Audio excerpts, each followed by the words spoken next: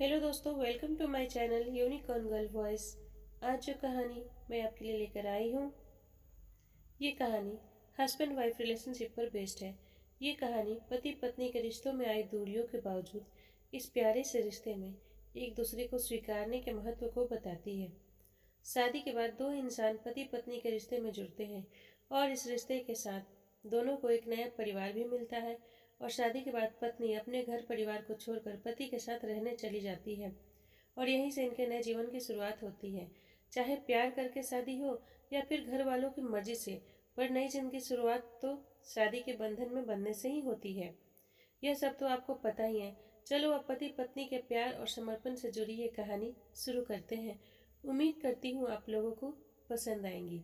तो आइए शुरू करते हैं हम ये प्यारी सी कहानी, यूनिकॉर्न गर्ल वॉइस की जुबानी।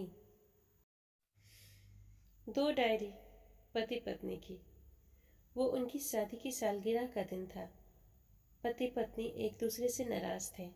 कुछ देर पहले दोनों में किसी बात पर जोरदार बहस हुई थी और ये नाराजगी उसी का नतीजा थी। दोनों की शादी को 5 साल हो चुके थे। इन 5 सालों में उनका प्यार धुंधला पड़ने लगा था। प्यार की जगह शिकायतों ने ले ली थी। दोनों ये बात अच्छी तरह जानते थे और ये चाहते थे कि उनके रिश्ते में वो पहली वाली बात आ जाए, लेकिन लाख कोशिशों के बावजूद उनके रिश्ते में खटास बढ़ती जा रही थी। उस समय पति बालकनी में खामोश खड़ा था। पत्नी उसके सामने आई और उसे एक डायरी देते हुए बोली, मैं इन रोज रोज के झगड़ों से तंग आ चुकी हूँ। जरूर हम दोनों में कुछ खामियां हैं जिन्हें हम दूर करना होगा, तभी हमारा रिश्ता बच पाएगा। मैं चाहती हूँ कि अगले 1 साल में तुम्हें मुझ में जो भी कमियां दिखाई पड़ी हों वो तुम इस डायरी में लिख देना। मैंने अपने लिए भी एक डायरी ही ली है जिसमें मैं तुम्हारी कमियां लिखूंगी। अगले साल अपनी शादी की सालगिरह के दिन हम एक दूसरे को डायरी पढ़ेंगे और उसमें जो भी कमियां लिखी होंगी उस पर चर्चा करेंगे और उन्हें सुधारने की कोशिश करेंगे। पति तैयार हो गया। वक्त गुजरता गया और 1 साल बीत गया। शादी की सालगिरह आ गई। दोनों एक दूसरे के सामने बैठे हुए थे। पहले पत्नी ने अपनी डायरी पति की तरफ बढ़ाई। पति डायरी के पन्ने पलटने लगा। पहला पन्ना, तुमने पिछले साल मेरे बर्थडे पर मुझे कोई तोहफा नहीं दिया। मुझे बहुत बुरा लगा। तुम्हें तोहफा देना चाहिए था। दूसरा पन्ना, जब मेरे मम्मी डैडी हमारे घर आए थे तब हमने मूवी देखने का प्लान बनाया था, लेकिन तुम उस दिन ऑफिस से देर से लौटे। मम्मी डैडी के सामने मुझे नीचा दिखना पड़ा। तुम्हें वादा निभाना सीखना होगा। तीसरा पन्ना, मैंने तुम्हारे लिए इतनी मेहनत से स्वेटर बुना था, लेकिन तुमने तारीफ के 2 शब्द भी नहीं बोले। क्या मैं इस काबिल भी नहीं? इसी तरह डायरी के सारे पन्ने भरे हुए थे।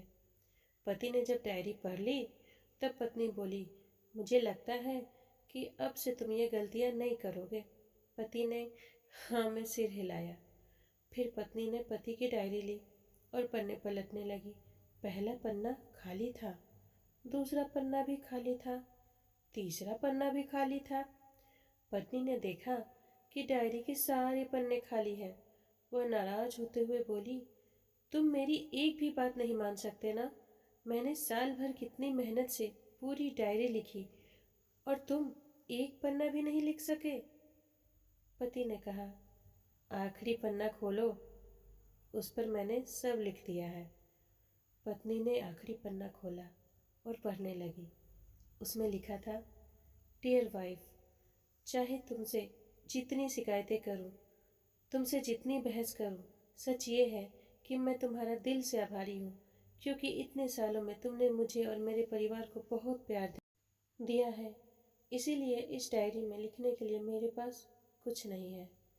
ऐसा नहीं है कि तुम में कोई कमियां नहीं है, लेकिन तुम्हारे प्यार और समर्पण और त्याग के सामने वो सारी कमियां बौनी हैं। हजारों कमियां हैं मुझ में, इसके बावजूद तुम मेरी परछाई बनकर हर दम मेरे साथ रहती हो। भला अपनी परछाई की भी कोई कमी निकालता है? तुम जो हो, जैसी हो, मैं तुम्हें बहुत प्यार करता हूँ और इसी तरह तुमसे लड़ते झगड़ते और प्यार करते अपनी सारी जिंदगी गुजार देना चाहता हूँ। उम्मीद है तुम मुझे और मेरे परिवार को यूं ही प्यार करती रहोगी। ये पढ़कर पत्नी की आंखों में आंसू उमड़ आए उसने उसी समय अपनी डायरी पति के हाथ से छीन ली और उसे जला दी।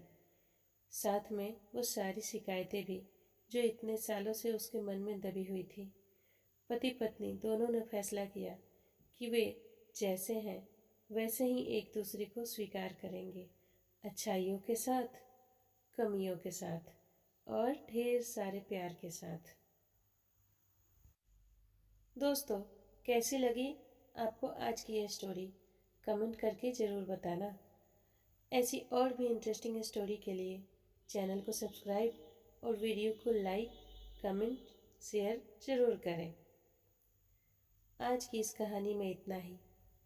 बस फिर मिलेंगे एक नई कहानी के साथ।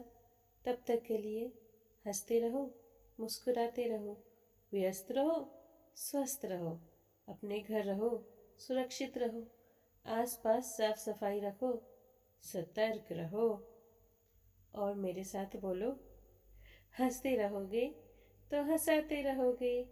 Thank you.